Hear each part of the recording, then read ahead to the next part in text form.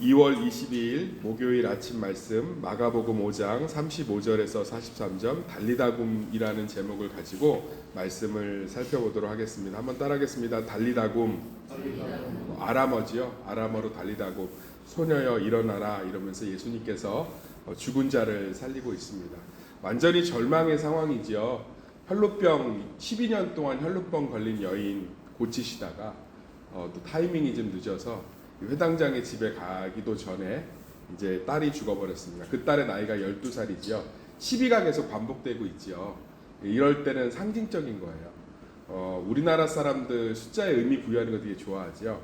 엘리베이터 4층에 사자란 단어 잘 안 쓰잖아요. 죽을 사자기 때문에 F라고 쓰고 뭐 행운의 숫자 7 뭐 이렇게 하고 서양은 13일 금요일 날 예수님 돌아가셨기 때문에 13일을 굉장히 이렇게 13이라는 숫자를 좋아하지 않고 뭐 이런 것처럼 유대인들도 마찬가지예요. 숫자의 의미를 부여하고 상징하는 것을 상당히 좋아했습니다. 이 10이라는 숫자는 3이라는 숫자와 함께 굉장히 안정됨을 의미해요. 그래서 예수님의 제자들도 12명이었고 이스라엘의 지파도 12지파였고 12의 혈루증이 걸렸다는 건 어제도 말씀드렸지만 완전히 고칠 수 없는 절망이었다는 것을 상징하고 12살 먹고 회당장의 딸 야이로가 고침받은 것도 완전한 절망, 죽음 가운데 있었다는 걸 의미합니다. 어떠한 절망 속에서도 예수님은 소망이 되셔서 그 죽음의 권세를 깨뜨리신 줄 믿습니다. 우리가 여기 보면 예수님께 이제 종이 달려오잖아요. 회당장에 종이 달려와서 이미 죽었다. 선생을 더 이상 괴롭게 하지 말라. 이제 딸 죽었으니까 장례 준비해라. 이렇게 얘기하는데 예수님이 뭐라고 하시냐면 36절에 예수께서 그 하는 말을 곁에서 들으시고 회당장에게 이르시되 두려워하지 말고 믿기만 하라 하시고 상황은 완전히 꼬여버렸습니다. 12년 혈루증 걸린 여인에게 잠깐 시간을 쏟음으로 말미암아 이 딸은 죽어버렸습니다. 더 이상 손쓸 수가 없습니다. 죽음은 완전한 절망을 의미하죠. 그런데 예수님이 미동하지 않고 계세요. 믿기만 하고 두려워하지 말라. 사랑하는 성도님들, 우리의 어떤 문제가 있어도 우리는 동요할지 몰라도 예수님은 동요하지 않으십니다. 왜냐하면 모든 것에 하나님 되시기 때문에. 그러니까 그것이 우리에게 얼마나 안정감을 주는지 몰라요. 어떤 문제가 벌어져서 다 난리피고 있을 때 안정되게 그것들을 보고 있는 분이 있으면 그 사람은 해결자, 능력자지요. 사랑하는 성도님들, 우리는 매출 때문에 또는 가정의 일 때문에 자녀 때문에 개인의 상처 때문에 오르락내리락 하는 감정과 두려움과 격동함을 겪을지 몰라도 예수 그리스도께서는 두려워하지 말라, 믿기만 하라 이러면서 안정되이 우리 삶을 인도하고 계신 줄 믿습니다. 그 예수님이 계시니 얼마나 감사합니까? 왜냐하면 예수님은 하늘에서 떡을 내리셔서 5,000명을 먹일 수 있는 분이며 만나 매출하기로 광야에서 40년을 먹일 수 있는 분이며 죽은 자를 살릴 수 있는 분이며 사망 권세를 깨뜨릴 수 있고 모든 만물을 짓고 무리를 걸을 수 있는 분이며 풍랑을 잠잠케 하신 분이기 때문에 예수님께서는 우리의 문제 가운데 있어도 우리 가운데 항상 잠잠하라, 두려워하지 말라 이렇게 다독일 수 있고 이야기할 수 있습니다. 그분 안에 능력이 있기 때문에. 사랑하는 성도님들, 이 예수님을 바라볼 때만이 우리는 안심할 수 있는 줄 믿습니다. 이 예수님을 의지할 때만이 우리는 동요하지 않을 수 있습니다.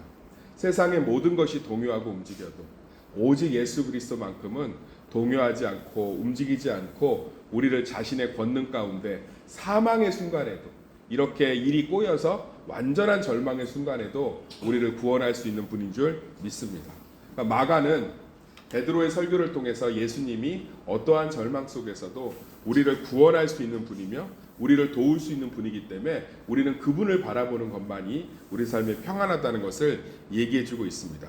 그러면서 이제 37절부터 42절 보면 이 회당장의 딸 야이로를 살리는 일에 소수의 사람들만 데리고 들어갑니다. 베드로와 야고보와 야고보의 형제 요한만 데리고 들어가는 거예요. 왜 예수님께서는 모든 사람에게 이것들을 보여주기보다는 이 부모와 소수의 사람들에게 이것들을 보이게 했냐면 이것이 바로 믿음의 특징입니다. 하나님께서는 모든 사람에게 믿음과 구원을 보이시는 것이 아니라 하나님께서 선택하시고 작정한 자들에게만 보이십니다. 그래서 우리는 증인의 사명이 있는 것입니다. 예수를 믿는 가운데 몇 명이 선택받아서 이런 기적을 경험한다는 뜻이 아닙니다. 우리는 소수입니다. 우리가 바로 선택받은 자입니다. 하나님께서는 이 믿음의 역사를 모든 사람이 보는 것이 아니라 선택한 자들이 목격하고 직접 겪게 함으로 그들을 통해서 하나님의 살아계심과 예수님의 복음을 전파하는 것에 이 일이 사용되기를 바라셨습니다. 왜냐하면 많은 사람들이 보면 수많은 일들을 만들어낼 거 아니에요. 뭐 똑같은 사건을 보고도 다르게 보는데, 그런데 그래도 그나마 믿음이 있고 이것들을 앞으로 감당할 수 있는 3명의 수제자들과 그 다음에 그 부모들을 통해서 이 일들이 바르게 증언되기를 원하셨기 때문입니다. 그래서 모든 사람에게 보지도 않았는데 가서 막 얘기하고 다니지 말고, 그러면 뭐 그렇잖아요. 네가 봤어? 못 봤죠? 그러면 뭐 아유 그럼 뭐 속였겠지, 뭐 아니면 기절했겠지, 뭐 별소리가 다 있을 거 아니에요. 그러니까 예수님께서는 믿음 있는 사람들의 소수를 선택해서 이 일들의 권능을 보게 하셨습니다. 사랑하는 성도님들, 우리는 하나님께 선택받은 자들입니다. 하나님의 살아계심을 세상에 증거하기 위해서, 하나님의 전능하심을 세상에 드러내기 위해서 우리는 하나님께 선택받은 그리스도의 편지요, 그리스도의 대사요, 그리스도의 열매가 되는 줄 믿습니다. 그래서 반드시 우리의 문제는, 반드시 우리의 어려움은 하나님의 역사와 하나님의 능력이 드러나는 통로가 될 줄 믿습니다. 우리가 이 사명감을 갖고 있어야 돼요. 내가 이 시대의 베드로다, 내가 이 시대의 야고보다, 내가 이 시대의 요한이다. 내가 정말 하나님의 주시는 은혜로 그것들을 목격했을 때 정말 우리 가족 가운데, 우리 지인 가운데, 우리 주변 가운데 하나님의 살아계심을 드러내겠다. 그러한 비전을 붙들고 기도하시기를 소망합니다. 그럴 때 하나님께서는 우리를 통해서 자신의 살아계심을 반드시 드러낼 줄 믿습니다. 여기 보면서 이제 38절에 보면 그들이 이제 통곡하고 울고 있지요. 예수님께서는 어찌하여 떠들며 우느냐, 아이가 죽은 것이 아니라 잔다라고 얘기합니다. 그러자 비웃지요. 세상은 우리를 비웃습니다. 어떤 분이 그런 얘기를 하더라고요. 아무리 성경을 읽고 설교를 드려도 신화 같고 정말 믿겨지지 않고 전래동화 같아서 교회를 못 다니겠다. 저는 그 말을 듣는데 너무 감사했어요. 맞는 얘기, 저는 그분을 탓할 생각이 전혀 없어요.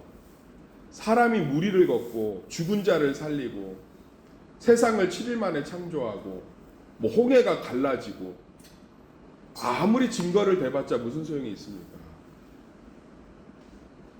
제가 부활은 정말 사실입니다라는 책을 읽으면서 이제 부활절 고난주간 말씀을, 리스트로벨의 부활은 사실인가라는 책을 읽고 있는데, 세계 각국의 석학들하고 각국의 전문가들이 나와서 부활이 완벽하게 사실이었음을 아무리 증거해도 법적, 정황적, 정치적, 상황적, 고고학적 모든 것들을 통틀어서 부활이 100%의 사실이었음을 아무리 증명해도 그것 때문에 예수를 믿지 않아요. 성령이 우리 안에 들어오셔서 이 말도 안 되는 일들을 믿게 하시고, 이 말도 안 되는 일이 사실로 받아들여지고, 이것이 우리의 특권이고 하나님의 은혜인 줄 믿습니다. 세상은 비웃어요. 그것을 가슴 아파할 필요가 없어요. 믿어지지 않는데 어찌 조롱하고 비웃지 않을 수 있겠어요. 그런데 우리는 그 사실을 믿게 하시니 얼마나 감사합니까? 그것이 얼마나 큰 증거이고 얼마나 분명한 고백입니까? 많은 사람들이 아무리 얘기해도 믿어지지 않지만 우리는 이것이 믿어지는 걸 어떻게 하겠습니까? 사실인 걸 어떻게 하겠습니까? 칼바르트라는 신정통주의의 유명한 독일의 목사님이, 신학자가 계세요. 아주 유명한 신학자예요. 그런데 독일의 자유주의 신학이 완전히 광풍이 불어서 성경은 거짓말이다, 뭐 문서 비평해서 이 성경에 대한 뭐 조목조목 반박하고 이게 사실이 아님을 막 그러고 있을 때 칼바르트가 만든 신정통주의가 이거예요. 개개인, 예수를 믿는 개개인이 믿어지는 걸 어떻게, 그 사람들이 한두 명이 아닌 걸 어떻게 증명할 것이냐. 그러니까 니네들은 이걸 안 믿지만 이것들이 사실로 믿어지는 사람들, 그것들을 어떻게 할 것이냐. 그것이 소수라면 설득이겠지만 역사와 전통을 통틀어서 수많은 믿음의 역사들을, 믿음의 일들을, 믿음의 기록들을 무슨 수로 부정할 것이냐. 그러면서 사실은 성경을 지켜냈거든요. 사랑하는 성도님들, 얼마나 감사해요. 세상은 비웃고 있지만 예수님 얘기합니다. 잔다. 우리는 말씀이 믿어지는 사람들인 줄 믿습니다. 그것이 얼마나 큰 분명한 증거인지 우리 삶에서 안심하기를, 안심하라, 두려워하지 말라, 잔다. 그러면서 아이의 손을 대면서 명령하십니다. 달리다 굼. 예수님이 이를 명령하시니까 죽음의 권세가 사라졌습니다. 우리가 우리 삶의 신앙의 어떠한 몸부림이나 정성을 통해서 이를 이뤄내는 것이 아닙니다. 예수님의 때가 돼야, 예수님이 명령하셔야 그 문제가 해결될 줄 믿습니다. 우리는 그때까지 따라합시다. 믿고 두려워하지 말라. 그게 우리가 할 몫인 줄 믿습니다. 예수님의 명령이 떨어져야 사망 권세와 문제가 사라집니다. 그때까지 우리가 할 것은 겸손히 비웃지 말고 믿고 두려워하지 말고 주님 바라보며 그 현장으로 들어가는 것입니다.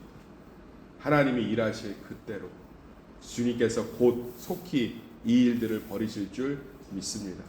그러면서 그 가족을 위로하고 계십니다. 소녀에게 먹을 것을 주라, 밥 먹여라, 그리고 살아난 딸과 함께 교제해라, 이러면서 예수님께서는 또 그곳을 떠나고 계십니다. 사랑하는 성도님들, 우리 삶 가운데 혈루증 걸린 여인 같은 문제가 있습니까? 해당장 야이로의 딸같이 완전한 절망에 기도조차 하기 어려운 그런 순간이 있습니까? 그래서 세상 사람들이 비웃고 조롱하고 믿지 못하며 우리를 한심하게 여기는 것들이 있습니까? 걱정하지 마십시오. 하나님께서는 하나님의 때 달리다 굼 명령하실 줄 믿습니다. 그때까지 우리 불안하고 염려하고 두렵고, 저도 똑같은 죄인이지만 서로 믿음 안에 격려하면서 두려워하지 말고 믿기만 하며 자고 있는 그 문제를 깨우실 그 하나님을 소망하며 나아갑시다. 하나님께서 그 일들을 목격하게 하실 때 세상에 누구보다도 뛰어나가 큰 증인들이 되시기를 될 것을 확신합니다.